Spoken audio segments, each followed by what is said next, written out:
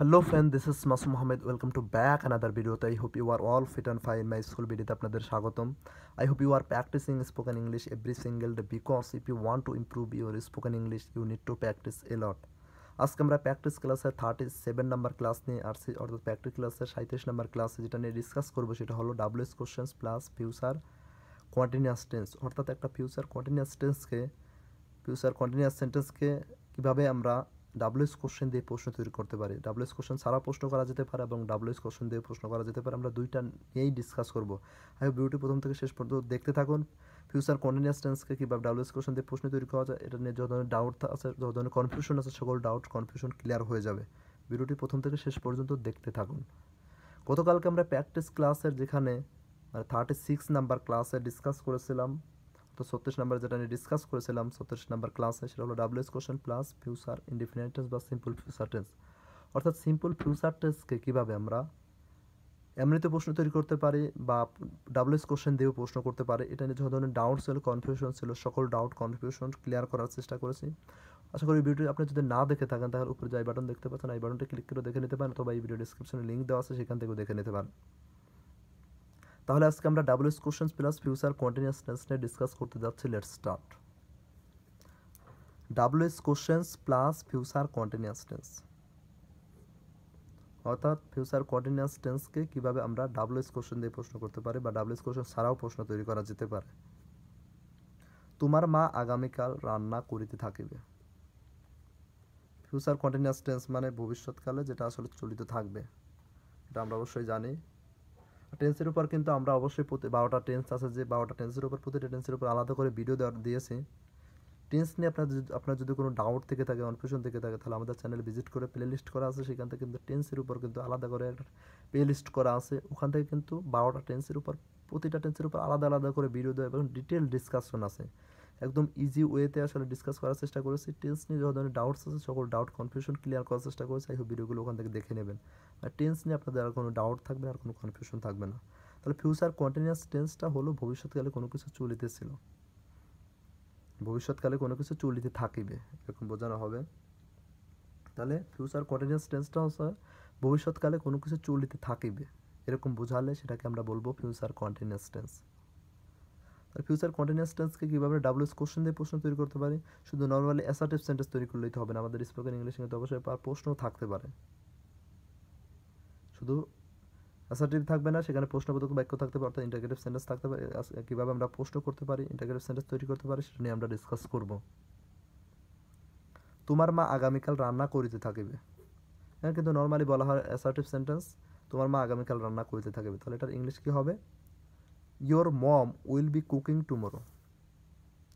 Your mom will be cooking tomorrow, মানে তোমার আম্মু আগামীকাল রান্না করিতে থাকিবে। বাট এটাকে যখন আমি যদি প্রশ্ন জুড়ে দেই, তোমার মা কি আগামীকাল রান্না করিতে থাকিবে, এই ধরনের যখন প্রশ্ন আসবে, তখন কিন্তু WH কোশ্চেন এখানে ইউজ করার প্রয়োজন হবে না। এখানে যে হেল্পিং ভার্ব বা অক্সিলারি ভার্বটা আছে, হেল্পিং বা অক্সিলারি ভার্বটা আমরা সামনে বসিয়ে দেবো। Will your mom be cooking tomorrow, তোর মা কি আগামীকাল রান্না করিতে থাকিবে। Will your mom be cooking tomorrow. তারপর এই যে এক্সাম, তারপর যেটা আমি WH কোশ্চেনে যেটা মেন প্রশ্ন আসতেছে সেটা হলো, তাহলে তোমার মা কাল রান্না করিতে থাকিবে, বললাম your mom will be cooking tomorrow. অথবা যদি বলি তোমার মা কি কাল রান্না করিতে থাকিবে, তখন কিন্তু will your mom be cooking tomorrow, মানে জাস্ট উইলটা সামনে বসিয়ে দিলাম।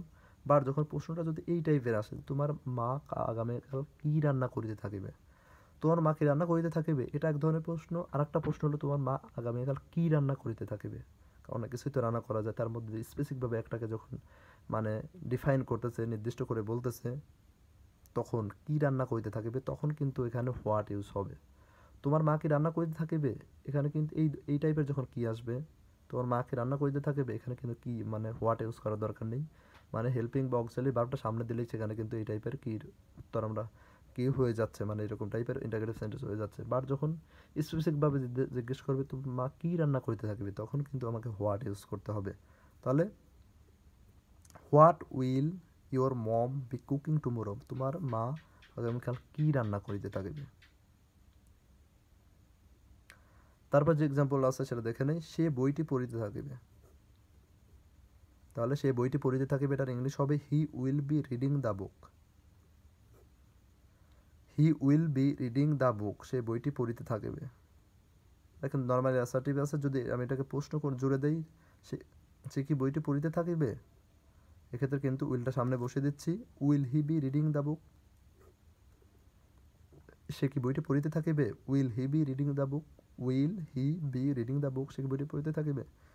বাট যদি আমি প্রশ্ন জুড়ে দেই এইরকম টাইপের, যে সে কি বই পড়িতে থাকিবে, এরকম না বলে যদি বলি সে কোন বইটি পড়িতে থাকিবে, তখন কিন্তু কোন বই মানে কোনের ইংলিশ অবশ্যই, কোনটির ইংলিশ অবশ্যই হুইজ। আর হুইজ কিন্তু ডাব্লিউএস কোশ্চেনের একটা, এটা আমার এই কনসেপ্ট আমার মাথার মধ্যে একদম গেঁথে নিতে হবে, কনসেপ্ট একবার ক্লিয়ার করে নিতে হবে। মানে শুধু প্রশ্ন থাকলেই হবে না, ওই প্রশ্নের মধ্যে যদি ডাব্লিউএস কোশ্চেন একটা থাকে তখনই আমরা ওখানে ডাব্লিউএস কোশ্চেন ইউজ করতে পারবো। WH question what, when, whose, how, why, how many, how time, তারপর হাউ মাস, এইগুলো আর কি ডাব্লিউএস কোশ্চেন। এবং এই প্রশ্নের মধ্যে যদি এইগুলোর মধ্যে যে কোনো একটা থাকে তখনই আমরা ডাব্লিউএস কোশ্চেন ইউজ করতে পারবো, আদারওয়াইজ আমরা কিন্তু ইউজ করার দরকার হবে না। ডাব্লিউএস কোশ্চেন ছাড়াও আবার প্রশ্ন তৈরি করতে পারবো। ডাব্লিউএস কোশ্চেন ছাড়াও যে প্রশ্ন তৈরি করতে পারবো সেটাই কিন্তু আমি বারবার এখানে প্রতিটি এক্সাম্পলগুলোতে সেটাও দেখানোর চেষ্টা করতেছি। সে বইটি পড়িতে থাকিবে, he will be reading the book, সে কি বইটি পড়িতে থাকিবে। Will he be reading the book. বার যখন বলবো সে কোন বইটি পড়িতে থাকিবে, তখন কিন্তু হবে which book will he be reading. বুকটা সামনে চলে আসলো এখানে, which book will he be reading, সে কোন বইটি পড়িতে থাকিবে।